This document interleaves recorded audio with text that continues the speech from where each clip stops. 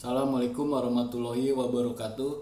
Saya Adi Wijanto ingin menjawab soal ujian tengah semester pengolahan data terdistribusi. Pada soal nomor 1, jelaskan mengapa diterapkan pengelolaan data terdistribusi dalam suatu organisasi. Jawabannya, karena dengan diterapkan pengolahan data terdistribusi dalam organisasi dapat memudahkan tiap-tiap organisasi karena data dari perusahaan dapat disebar atas tanggung jawabnya masing-masing. Lalu soal nomor 2, coba jelaskan beberapa resiko dan pengelolaan data terdistribusi. Yang pertama, hilangnya kontrol manajemen pengolahan data. Manajemen pengolahan data kehilangan kontrol keseluruhan dari pengelolaan data karena tiap organisasi membutuhkan komputer sendiri yang makin bertambah dan data semakin disebar. Lalu keduanya, data incompatible. Data yang sama direpresentasikan kembali dengan cara yang berbeda pada sistem yang berbeda.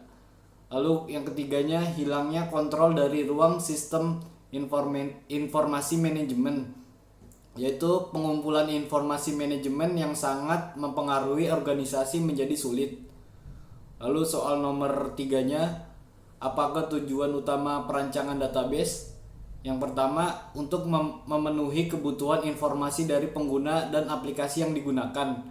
Yang kedua, menyediakan struktur informasi yang natural dan mudah dimengerti oleh pengguna sehingga akan lebih tertata rapi dalam suatu pembuatan basis data.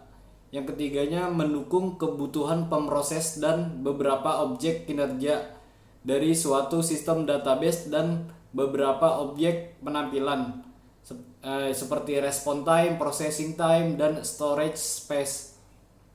Lalu soal nomor 4, apa manfaat dan kerugian dari database terdistribusi?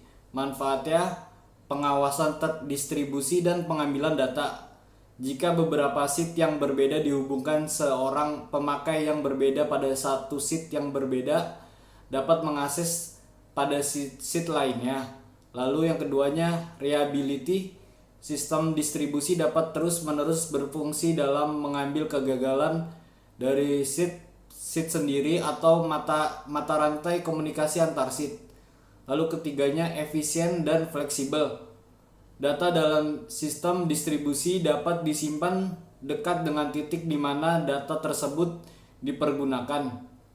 Lalu kerugiannya, yang pertama, harga software mahal. Hal ini disebabkan sangat sulit untuk membuat sistem database distribusi.